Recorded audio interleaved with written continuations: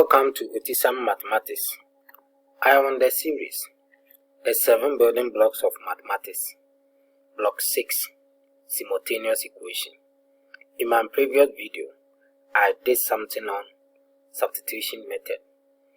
So far, so good. I've considered these two methods of solving simultaneous equation, elimination and substitution. What I'm going to do in this video is to solve other types of questions. In this, you are free to use either elimination or substitution. So let's start. Find the solution set of 2 on x plus 1 on y is equal to 3 and 1 on x minus 5 on y is equal to 7. So first, let's label our equation.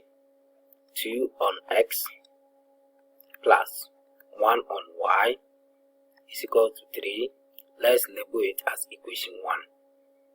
1 on x minus 5 on y is equal to 7. Let's label this one too as equation 2. Now, in this example, as I've said, you can use elimination or substitution method. I want us to use elimination method.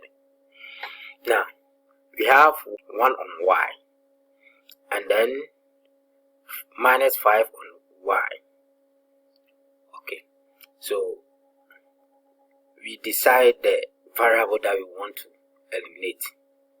So using elimination method, now I'm going to multiply equation 1 by 5. Well, here is minus 5 on y.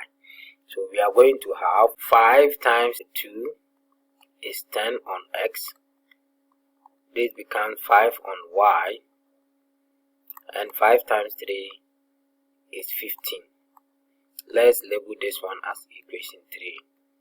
Then we bring our equation 2 here. 1 on x minus 5 on y is equal to 7. So equation 2 plus equation 3.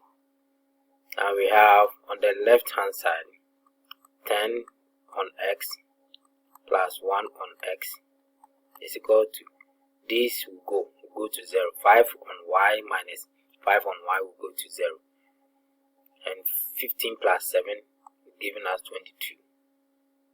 And this implies that 11 on x, because the denominators are the same, we add the numerators, is equal to 20. So, which implies that let's cross multiply.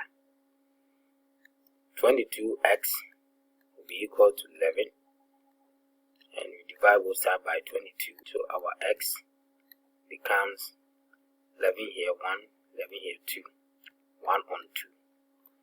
So we then put this one in any of the equation to find the value of y.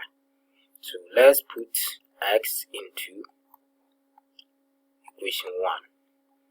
So wherever we see x, we put half there. So this implies that 2 over 1 on 2 plus 1 on y is equal to 3. So this, we are going to have 4 when you simplify this, plus 1 on y is equal to 3. So we want to find y. So 1 over y is equal to 3 minus 4. So 1 over y is equal to minus 1. If we want y, you find the inverse of this, and this y will also be minus 1. If you don't want it that way, you can cross multiply and you still get your y to be minus 1. We were asked to find the solution set, so we put it in a set form. So you have your bracket xy is such that x is equal to 1 on 2 and then y is equal to minus 1. So this is how we write a solution set for simultaneous equation. A function is defined by f of x is equal to 2px minus 3qx squared, given that f of 1 is equal to 2 and f of half is equal to 1. We are to find the value of the constant p and q. this particular question is not straightforward. We need to generate our equation so that we solve them. So we have f of x being equal to 2px minus 3qx squared. So if we have f of 1 equal to 2, it implies that you put x is equal to 1 and equate it to 2.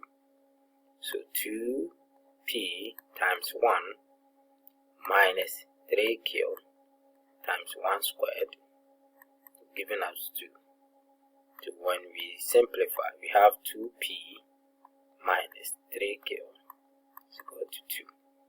That is our equation 1. And then the second part, f of 1 on 2 is equal to 1. So this implies that you put 2p times 1 on 2 minus 3q times 1 on 2 all squared giving us 1. So these two cancel 2.